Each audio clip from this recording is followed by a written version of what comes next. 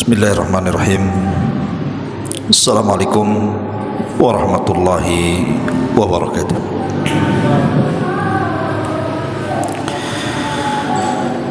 Alhamdulillah wassalatu wassalamu ala Rasulillah wa ala alihi wa sahbihi wa mawalah wa la hawla wa la quwwata illa billahi wa ba'du. Alhamdulillah, segala puja dan pujiannya milik Allah subhanahu wa ta'ala. Salawat dan juga salam tahdiahkan kepada Rasul kita Nabi besar Muhammad sallallahu alaihi wa ala alihi wasallam.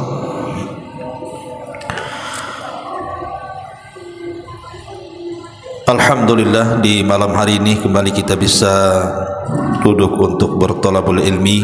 Salawat dan juga salam demi keberkahan majlis di malam ini kita senantiasa hadiahkan kepada Rasul kita Nabi besar Muhammad sallallahu alaihi wasallam. Allahumma salli ala Muhammad wa ala alihi wa sahbihi wa man sara ala nahjihi ila yaumiddin. Ma'asyiral muslimin yang dimuliakan Allah subhanahu wa ta'ala, malam ini kita akan membahas surah Al-Muzammil ayat 1 sampai 7. A'udzubillahi minasyaitonir rajim. Bismillahirrahmanirrahim. Ya ayyuhal muzammil qumil laila illa qalila nisfahu aw inqus minhu qalila aw zid alaihi wa rattilil qur'ana tartila. Inna sanulqi alaika qawlan thaqila inna nashi'atal laili hiya ashaddu wat'an wa aqwamu qila inna laka fin nahari sabhan tawila wadhkur isma rabbika wa tabattal ilaihi tabtila. Wahai orang yang berselimut, maksudnya Nabi sallallahu alaihi wasallam, bangunlah pada malam hari kecuali sebagian kecil, yaitu separuhnya atau kurang dari itu, sedikit atau lebih dari seperdua itu, dan bacalah Al-Quran itu dengan perlahan-lahan. Sesungguhnya kami akan menurunkan kepadamu perkataan yang sangat berat. Sesungguhnya bangun di malam hari itu lebih kuat mengisi jiwa, dan bacaan di waktu itu lebih berkesan kepada hati.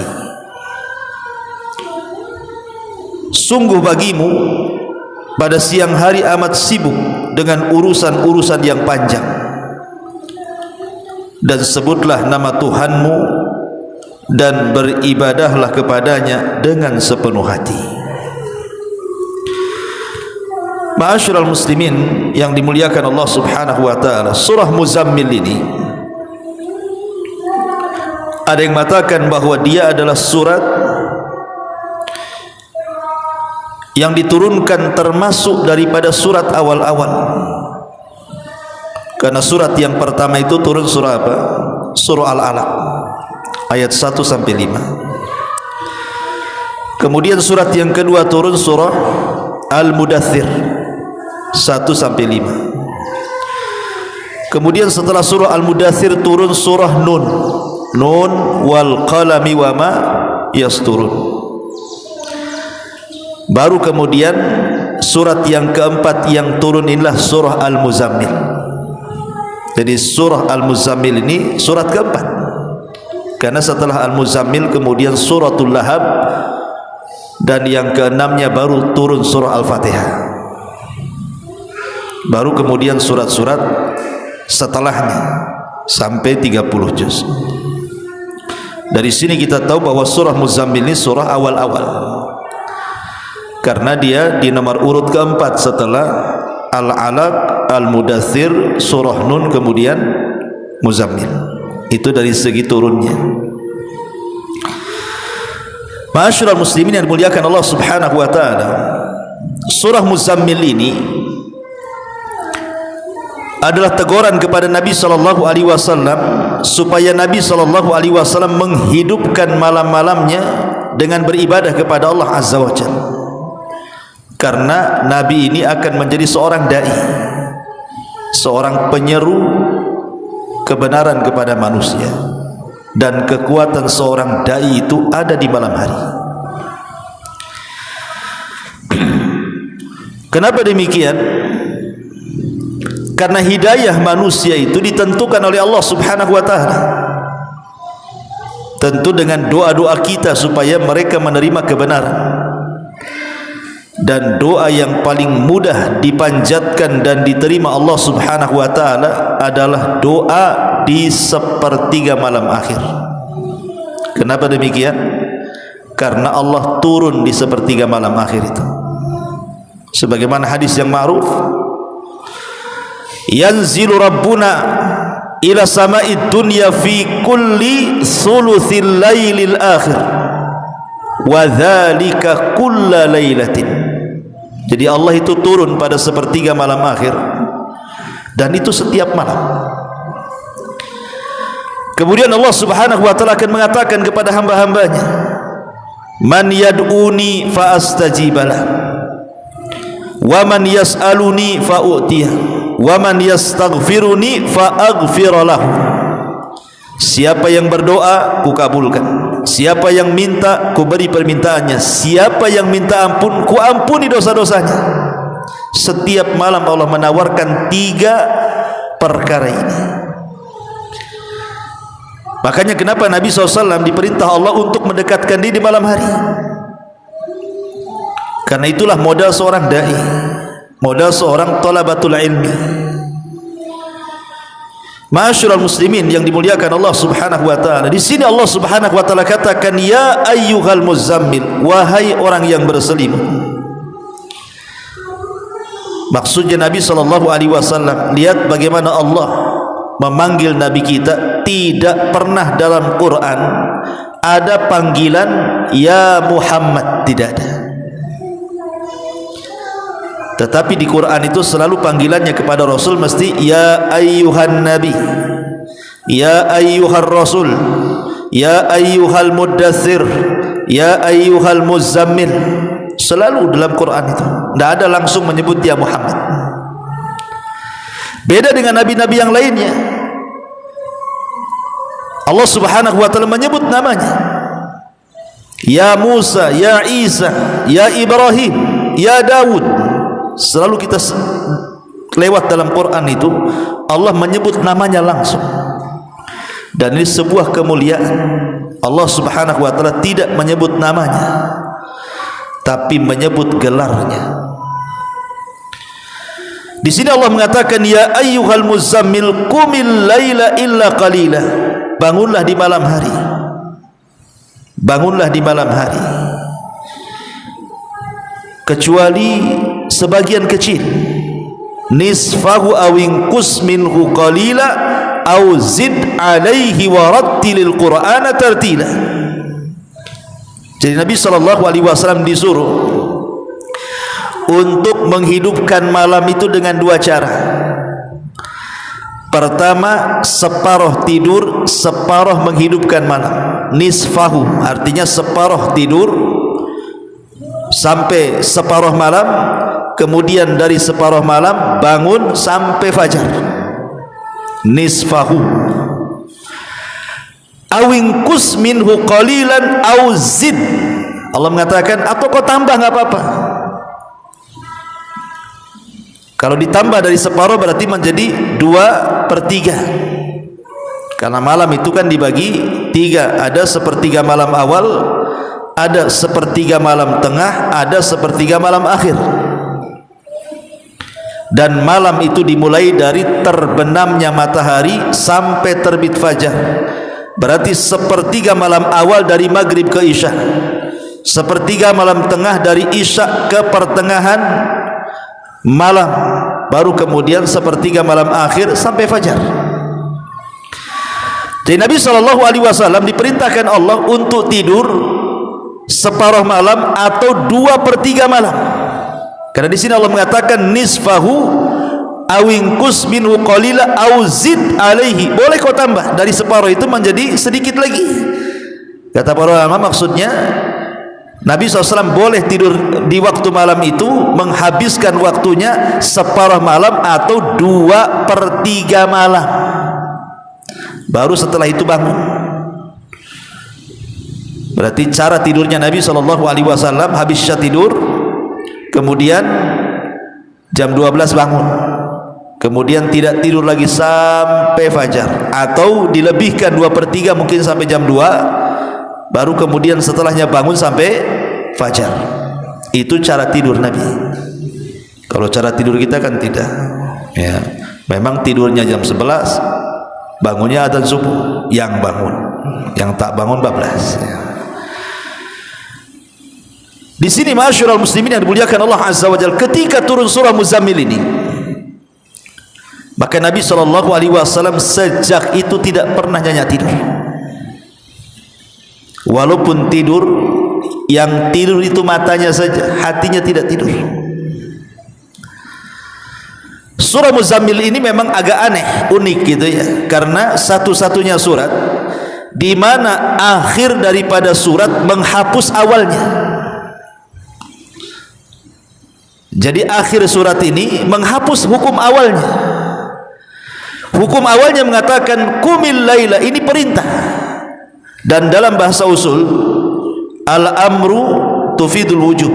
Perintah itu asalnya wajib. Artinya solat malam itu ketika awal diperintahkan wajib bagi Rasul dan juga wajib bagi umatnya. Mereka wajib solat malam. Tapi kemudian di akhir-akhir ayat surah Muzammil dihapus kewajiban itu. Dihukum dimansuh, dihapus hukum wajib bagi umatnya, tetapi bagi Nabi SAW tetap wajib. Jadi solat malam bagi kita sunnah, tapi bagi Nabi itu wajib. Makanya Nabi SAW tidak pernah meninggalkan solat malam kecuali satu kali. Itu pun diperselisihkan apakah Nabi sholat atau tidak, maksudnya sholat malam, ketika Rasul sedang haji di Hudaybiyah. Jadi ketika Nabi SAW sedang melaksanakan haji di Muzdalifah, apakah Nabi SAW ketika itu sholat malam atau tidak?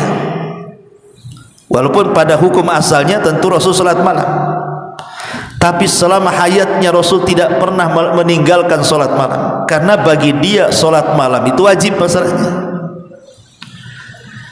Bahkan saking tiap malam Nabi SAW solat malam itu sampai kakinya pecah-pecah. Jadi satu malam Aisyah radhiyallahu anha ini tertidur bersama Rasul, kemudian Nabi SAW bangun kemudian solat malam. Tiba-tiba Aisyah radhiyallahu anha terbangun, kemudian meraba-raba, terabalah kaki Nabi SAW yang sedang sholat itu. Rupanya kakinya pecah-pecah. Esok harinya Aisyah radhiyallahu anha mengatakan, ya Rasulullah, kenapa kau tidak mencukupkan yang jelas-jelas wajib saja? Bukankah engkau ini sudah diampuni dosamu yang telah, yang sedang, dan yang akan datang? Tapi Nabi SAW mengatakan, ya Aisyah, afala akunu abdan syakura, salahkah saya menjadi hamba Allah yang bersyukur? Makanya Rasul sampai meninggal tidak pernah meninggalkan qiyamul lail. Ma'asyiral muslimin yang dimuliakan Allah Subhanahu wa taala, tadi saya sudah katakan bahwa malam itu dimulai kapan? Terbenam matahari, diakhiri dengan terbitnya fajar. Itulah disebut dengan malam. Karena kalau sudah terbit fajar itu sudah masuk pagi. Artinya di sini bahwa perintah qiyamul lail itu sudah dilakukan ketika terbenam matahari sampai terbit fajar. Disitulah perintah qiyamul lail sudah sudah diperintahkan Allah Subhanahu wa taala. Dimulai dari salat maghrib itu disebut qiyamul lail namanya. Karena qiyam lail itu tidak mesti tahajud, tidak. Qiyam lail itu tidak mesti tahajud. Berdoa, antum berdoa nih di malam hari, itu termasuk qiyamul lail. Kemudian membaca istighfar, itu termasuk qiyamul lail. Kemudian membaca Al-Quran, itu termasuk qiyamul lail. Kemudian berzikir, itu termasuk qiyamul lail. Kemudian berwudu, itu termasuk qiyamul lail. Termasuk juga solat, termasuk qiyam al-lail. Jadi qiyam lail itu umum. Beda kalau kita katakan tahajud, berarti dia khusus, berarti solat malam. Tapi kalau disebut dengan qiyamul lail, menghidupkan malam itu tidak mesti dengan solat. Umpamanya antum bangun tidur, lilir lah karena dingin, pengen kencing, akhirnya antum ke toilet. Sebelum antum tidur lagi, antum sempatkan berwudu, berarti antum sudah melaksanakan qiyamul lail walaupun hanya berwudu, gitu maksudnya. Ataupun hanya berzikir, atau hanya membaca Al-Quran tidak lama, ataupun membaca istighfar dan begitu seterusnya, itu sudah dianggap qiyamul lail itu. Ataupun salat malam, karena qiyamul lail itu kan umum, beda dengan tahajud khusus ya. Makanya orang yang kemudian melaksanakan salat isya berjamaah, kemudian juga ditutup dengan salat subuh berjamaah, seolah-olah antum menegakkan qiyamul lail dari awal sampai akhir. Perhatikan hadis Nabi. Nabi SAW mengatakan, hadis dalam yang dikeluarkan Imam Abi Dawud, man shallal isya fi jama'atin kana ka qiyami nisfi lailin, wa man shallal isya wal fajra fi jama'atin kana ka qiyamil laili kulli. Barang siapa yang salat isya berjamaah, seolah-olah dia menghidupkan separuh malam. Tapi barang siapa yang solat isya berjamaah plus dengan subuh berjamaah, maka seolah-olah anda menghidupkan malam itu dengan qiyamul lail. Kenapa? Karena solat isya berjamaah separuh malam kita dapat, solat subuh berjamaah separuh malam. Jadi kalau digabungkan jadi satu malam suntuk, seolah-olah kita ini tidak tidur beribadah tuh. Bayangkan hanya melaksanakan dua solat ini saja, solat isya berjamaah, solat subuh berjamaah, kemudian lebihnya antum tidur, itu sudah dicatat antum qiyamul lail satu malam suntuk, mulai terbenam matahari sampai terbit fajar. Nah, luar biasa kan itu. Kenapa demikian? Karena solat yang paling berat dilakukan orang munafik ini solat isya dan solat fajar.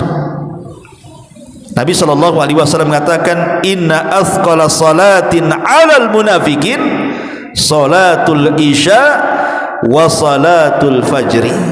Salat yang paling berat dilakukan orang munafik itu adalah salat isya dan salat fajar. Kenapa? Kenapa salat isya kok berat? Karena salat isya ini kalau orang sudah kerja capek di siang hari, itu mulai ngerayap ngantuknya itu di waktu isya. Ya, mulai dia ngantuk kan itu. Kenapa kemudian di sholat subuh? Karena sholat subuh itu asik-asiknya tidur itu. Asik-asiknya tidur kan subuh tuh, karena di situ kan mulai dingin tuh cuaca tuh kan. Makanya orang susah bangun. Lah ketika kemudian kita menjaga dua sholat ini dengan cara berjamaah, maka Allah Subhanahu wa taala berikan hadiah dengan cara apa? Seolah-olah kita menghidupkan malam semuanya. Asal syaratnya isya jamaah, subuh jamaah. Ma'asyiral muslimin yang dimuliakan Allah Azza wa Jalla. Tapi walaupun demikian, sepakat para ulama bahwa di antara pembagian malam, sepertiga malam awal, sepertiga malam tengah, sepertiga malam akhir, yang paling afdol secara konsensus para ulama, ijma para ulama, adalah di sepertiga malam akhir. Itu waktu yang paling afdol untuk beribadah. Ya sekitar jam 2 lah kan itu ya, sampai subuh gitu ya. Itu sepertiga malam akhir. Kenapa demikian? Lihat Nabi SAW ketika memerintahkan kita untuk salat witir. Apa kata Rasul? Ij'alu akhira salatikum bil laili witra. Kata Nabi SAW, jadikan akhir salat malam kalian dengan witir. Bahkan dalam sebuah hadis Nabi SAW mengatakan, man khafa alla yakuma min akhiril laili falyutir awwalahu, wa man tama'a an yakuma akhirahu falyutir akhiral laili, fa inna salata akhiril laili mashhudatun wa dzalika afdal. Kata Nabi SAW, barang siapa yang takut tidak bangun di malam hari, maka boleh solat witir selepas isya. Tapi kalau dia bisa yakin tuh bisa bangun di sepertiga malam akhir, maka lakukanlah witir di sepertiga malam akhir. Kenapa? Karena waktu itu kata Rasul, masyhudah, disaksikan oleh para malaikat. Dan ingat bahwa seafdol-afdolnya solat setelah solat wajib itu adalah solat yang dilakukan di malam hari. Dan solat yang dilakukan di malam hari yang paling afdol, tahajud dengan witir, itu adalah witir. Itu yang paling afdol dari semua solat sunnah. Solat witir itu solat yang paling afdol setelah solat wajib. Dan solat witir itu solat yang paling singkat dibandingkan semua solat sunnah. Walaupun demikian tetap yang paling afdol tuh. Kenapa? Karena witir itu bisa dilakukan 1 rakaat. Dan antum bisa memilih surat yang paling pendek. Inna a'tayna, selesai. 1 rakaat saja. Habis isya umpamanya kan, pulang ke rumah karena takut nanti enggak bangun tengah malam atau enggak bangun sepertiga malam, ya sudahlah, salat 1 rakaat. Kita sudah melaksanakan solat yang paling afdol setelah solat wajib itu. Solat witir itu bukan singkat, padat, tapi paling afdol. Tapi walaupun demikian, jarang orang melakukan witir kecuali Ramadan. Kan habis tarawih witir kan itu ya. Ramadan aja orang tuh witir. Kok di Ramadan mana mau orang solat witir? Kecuali orang-orang yang dirahmati Allah Subhanahu wa taala saja. Ma'asyiral muslimin yang dimuliakan Allah Subhanahu wa taala. Bahkan solat malam ini, ikhwan, disebutkan dalam hadis Nabi SAW mengatakan dia adalah da'bus salihin, kebiasaan orang-orang soleh, bahkan para nabi. Solat malam yang paling dikenal adalah solat malamnya Nabi siapa? Nabi Daud. Nabi Daud itu punya solat khusus, punya puasa khusus. Kalau puasanya disebut puasa Daud, kalau solat malamnya disebut solat malam Daud. Nabi SAW mengatakan dari hadis Abdullah ibn Amr ibn As radhiyallahu an, Rasul bersabda, ahabbus salati ilallah salatu Daud. Salat yang paling dicintai Allah adalah salatnya Nabi Daud. Wa ahabbus siyam ilallah siyamu Daud. Begitu juga puasa yang paling dicintai Allah adalah puasa Daud. Bagaimana dia salat malamnya? Kana yanamu nisfal laili wa yaqumu thuluthahu wa yanamu sudusahu wa yasumu yauman wa yuftiru yauman. Beliau tidur setengah malam, kemudian bangun qiyam lail sepertiga malam, dan tidur lagi 1/6 malam, kemudian beliau berpuasa selang-seling, 1 hari puasa 1 hari tidak. Dari sini kita tahu bahwa solat malam itu kebiasaan para nabi, termasuk Nabi Daud di sini, dan juga kebiasaan orang-orang soleh. Solat malam itu kebiasaan orang-orang soleh. Ma'asyiral muslimin yang dimuliakan Allah Azza wa Jalla. Tetapi sekali lagi, bahwa menghidupkan malam tidak mesti harus dengan solat. Kadang ada orang kan waktunya iqbal, ada waktunya idbar. Hati itu kadang-kadang semangat, kadang-kadang futur kan gitu. Kalau lagi semangat mungkin solatlah kita. Tapi kalau tidak semangat solat, qiyam lail itu tidak mesti solat. Antum bisa baca Quran, itu disebut qiyamul lail. Atau semata-mata antum berwudu, itu sudah qiyamul lail tuh. Atau antum berzikirlah habis bangun tidur itu, antum berzikir, membaca doa habis tidur umpamanya, alhamdulillahilladzi ba'da ma amatana wa ilaihi alhamdulillahilladzi ahyana ba'da ma amatana wa ilaihi nusyur. Kemudian antum bertasbih, bertakbir, bertahlil, subhanallah, alhamdulillah, begitu seterusnya. Antum sudah dianggap qiyamul lail. Perhatikan satu hadis yang sering saya sampaikan. Nabi mengatakan, yaqidu syaitan ala qafiyati ra'si ahadikum idza huwa nam salasa uqadin. Jadi setan itu akan datang kepada kita setiap kita hendak tidur, kemudian dia akan membawa tali, kemudian mengikat tengkuk kita 3 ikatan. Dan itu setiap malam ada setan itu yang bawa tali itu. Nah, cuman kan gak nampak aja setan bawa tali itu. Oh, nampak ya, kita kejarlah, ambil talinya. Jadi setan itu bawa tali untuk apa? Untuk mengikat tengkuk kita. Dan saya katakan ikhwan, setan itu tidak bisa menguasai ubun-ubun kita. Sering saya katakan, kalau orang barat membagi otak itu, mereka ada istilah otak kanan, otak kiri. Itu kalau barat membagi otak. Tapi kalau kita konsep Quran, otak itu dibelah menjadi 2. Ada otak depan yang disebut dengan nasiyah ubun-ubun, ada otak belakang yang disebut tengkuk. Tapi ada juga yang ngomong tak ada otak kau katanya. Padahal semua orang ada otak. Ada orang ngomong gitu tuh, tak ada otak katanya. Semua manusia ada otaknya. Jadi otak itu ada depan, ada belakang. Itu konsep Quran tuh. Lah, setan itu tidak bisa menguasai otak depan. Namanya nasiyah, karena Allah mengatakan nasiyatin biyadi, ubun-ubun manusia itu ada di tanganku. Maka lihat ketika setan bersumpah di hadapan Allah untuk menggoda Bani Adam, saya akan goda mereka dari arah kanan, dari arah kiri, dari depan, dari belakang. Tapi dia tidak mengatakan dari atas. Kenapa?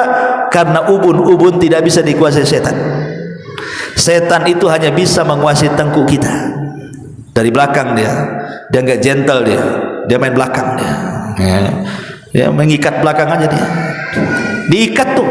Berapa ikatan kata Rasul? Salasu uqadin, 3 ikatan. Kullu uqdatin makana alaika lailun tawilun. Setiap setan itu mengikat tengkuk kita 1 ikatan tuh, maka setan akan memantra-mantrai itu dengan mengatakan lailun tawilun farqud, malam masih panjang, tidur. Nah, itulah mantranya setan tuh. Kemudian diikat lagi, ngomong gitu lagi, maka naha alaika lailun tawilun, tetaplah kau tidur, nyenyak-nyenyakkanlah, nyaman-nyamankanlah, malam masih panjang. Itu mantra keduanya. Diikat lagi yang ketiga, sama juga mantranya kayak gitu tuh. Tidur, tidur, itu mantranya tuh. Mantranya setan. Pada ada subuh masih di mantra-mantra aja. Tidur, tidur, oh iya, si malam. Gimana nggak malam? Ya, gorden hitam, lampu mati kan itu, gelap semua. Alarm sengaja tadi dihidupin pak, dibanting sama dia. Jadi setan itu senantiasa membuat kita tidak bangun tidur. Tetapi kata Nabi SAW, kalau dia terbangun nih, seorang yang beriman, kemudian dia fadzakarallah, pertama dia berzikir kepada Allah, hilang 1 ikatan. Dia langsung bangun, kita berdoa, alhamdulillahilladzi ahyana ba'da ma amatana wa ilaihin nusyur. Zikir itu hilang 1 ikatan. Kemudian setelah dia berzikir, ambil air, berwudu dia. Kata Rasul, wa idza tawaddaa halat uqdatun, apabila dia berwudu, hilanglah 2 ikatan. Kemudian habis wudu, salat dia. Wa in shalla halat uqdatun, apabila dia salat, maka 3 ikatan hilang 3-tiganya. Dari sini kata para ulama menunjukkan apa? Di sini ada zikir, ada wudu, ada salat. Jadi qiyam lail itu tidak mesti salat kan itu ya. Pamannya malas ya sudahlah, kita banyak baca Quran saja. Karena baca Quran bagian daripada zikir. Atau kalau malas baca Quran, ya zikir sajalah, subhanallah, subhanallah, subhanallah. Atau kalau malas banyak-banyak istighfar ajalah. Jadi qiyam lail itu banyak pilihan. Tapi kalau kita bisa menggabungkan semuanya, kita bisa berzikir, habis itu kita wudu, habis itu kita qiyamul lail, maka semua ikatan setan hilang. Dan di pagi hari kata Nabi SAW, maka dia akan terbangun nasyitan thayyiban nafsi, wa illa asbah khabithun nafsi kaslan, kata Rasul. Kalau dia tidak melakukannya, maka jiwanya akan jahat. Tapi kalau dia melakukannya, berzikir, wudu, kemudian salat malam, maka jiwanya akan baik dan hidupnya akan semangat dan terarah kemana dia harus melangkah hari itu. Tapi orang yang tidak pernah qiyamul lail, ikhwatu fiddin, hidupnya rungsek biasanya. Kata ulama, orang kalau tidurnya bangun jam 6, bangun jam 7, bablas begitu saja malam itu, orang seperti ini orang yang paling banyak masalah. Ada aja masalah tuh, nggak berhenti masalahnya. Kadang masalah itu tidak tahu dari mana datangnya, tahu-tahu ada aja masalah tuh. Karena mereka tidak pernah melepas ikatan setan yang ditangkuhnya, makanya ruwet ya. Coba bayangkan kalau satu malam 3 ikatan, 2 malam 6 ikatan, 3 malam 9 ikatan, 100 malam apa enggak? Ini kan benangnya udah ngumpul, cemana nari benangnya tuh. Udah banyak kali ditengkuknya diikat sama setan, nggak bisa bergerak lah kan begitu di situ. Makanya di sini ma'asyiral muslimin yang dimuliakan Allah Azza wa Jalla, lihat bagaimana pentingnya kita ini qiyamul lail. Bahkan Jibril alaihi salatu wassalam, Jibril ini kalau turun menemui Rasul, tidak mungkin turun kecuali membawa perintah yang besar. Tak mungkin Jibril turun hanya ngajak ngobrol Nabi saja kan, enggak mungkin, mustahil. Lain dengan kita, Pak turun ngobrol aja, ya kan gitu. Tapi kalau Jibril kan tidak bisa main dipanggil-panggil kayak gitu kan. Jibril turun saya mau ngobrol, nggak mungkin ya. Pasti Jibril itu kalau turun atas perintah Allah dan membawa perkara besar kepada Nabi SAW. Satu hari Jibril turun menemui Nabi SAW, sebagaimana riwayat Imam Hakim dalam Mustadraknya dari hadis Sahl bin Sa'ad radhiyallahu an. Ja'a Jibril ila Rasulillah sallallahu alaihi wasallam, datang Jibril kepada Nabi SAW. Faqala, dan dia mengatakan, ya Muhammad, ish ma syi'ta fa innaka mayyitun, wa ahbib man syi'ta fa innaka mufariq, wa'mal ma syi'ta fa innaka majziyun, wa'lam anna syarafal mu'min qiyamuhu bil laili wa izzuhu istighna'uhu anin nas. Kata Jibril, wahai Muhammad, hiduplah sesuka hatimu karena engkau pasti akan mati. Cintailah orang yang kau cintai sesuka hatimu karena pasti orang yang kau cintai akan berpisah dari kamu. Dan beramallah sesuka hatimu karena pasti semua amalan akan ada balasannya di hadapan Allah. Kemudian syahidnya di sini, ingat, kata Jibril, wa'lam, ingat, anna syarafal mu'min, kemuliaan seorang mukmin itu adalah qiyamuhu bil laili, ketika dia bisa menegakkan salat malam. Tidak mesti salat, pokoknya qiyam lail. Qiyam lail itu saya katakan tadi kan, tidak mesti harus salat, baca Quran qiyam lail, berwudu qiyamul lail, atau antum sedekah di malam hari termasuk qiyamul lail juga tuh. Seperti yang dilakukan siapa? Zainul Abidin, cucu Nabi sallallahu, cicit Nabi sallallahu alaihi wasallam, putra daripada Husain ibnu Ali. Itu kalau sedekah malam-malam, ikhwan. Jadi setiap malam dia bawa gandum, dia cari tuh orang-orang fakir Madinah. Setiap malam sebanyak 70 rumah fakir digendong sendiri, diletakkan di rumah fakir, nanti ambil lagi, diletakkan lagi. Setiap malam 70 fuqara Madinah diinfakin dia. Walaupun demikian, kadang-kadang ada orang fakir itu yang tak tahu berterima kasih, menuduh Zainul Abidin itu bakhil katanya. Kenapa? Karena tak tampak sedekah. Kaya tak tampak sedekahnya. dibilang bakhil. Pada setiap malam dia gendong gandum tuh. Tapi orang-orang menganggap dia bakhil. Kalau orang kaya sekarang kan tidak. Kalau bagi sembako aja wajib diviralkan. Ada kamera-kamera CCTV tersembunyi mesti ada tuh. Apalagi sekarang dunia prank, ya, perang ke prank, perang-prank lah, kan itu ya. Kadang ngeprank orang gitu kan. Sok-sok ya sebenarnya kontennya baik, ingin menolong orang. Tapi dia tidak sadar ketika dia memvideokan umpamanya kan. Sedang bersedekah divideokan orangnya. Orang ini tidak tahu sedang divideokan kadang-kadang. Akhirnya tersebar mukanya. Orang yang tidak tahu dia miskin jadi tahu miskin kan itu ya. Kadang-kadang orang yang seperti ini dipermalukan juga. Konten-konten seperti ini baik, tapi apakah harus terus membuat konten? Dan saya yakin orang seperti ini dipertanyakan keikhlasannya. Kalau hanya untuk konten saja, hanya nyari cuan saja ya, memang tujuannya bukan sedekah kan begitu. Nyari subscriber aja yang paling banyak kan itu. Tapi lihat bagaimana dahulu orang-orang infak itu, Zainul Abidin ketahuan infak itu setelah dia meninggal malah. Jadi dikasih tahu orang yang memandikannya bahwa punggungnya itu rusak karena setiap malam bawa gandum. Dan terbukti setelah dia meninggal tidak ada satu gandum yang ada di depan-depan orang kaya itu. Ada. Oh, berarti tahu selama ini siapa yang infak kepada mereka. Zainul Abidin. Nah, ini buat kalau dilakukan di malam hari ya qiyamul lail juga kan begitu. Karena inti qiyamul lail itu kita bangun dalam rangka mendekatkan diri kepada Allah. Tapi itu jangan tiru. Ah, saya ingin tiru kayak Zainul Abidin. Beras satu karung cari ruli jam 2 kan. Antum masuk ruli antum diteriaki baling beras paling.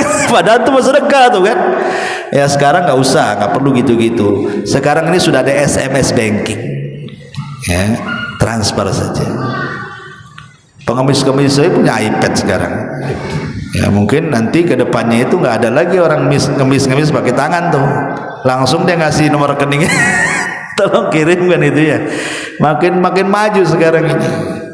Ma'asyiral muslimin yang dimuliakan Allah Azza wa Jalla. Jadi di sini Rasul Jibril alaihi salam mendatangi Rasul dan mengatakan inna syarafal mu'min qiyamuhu bil lail.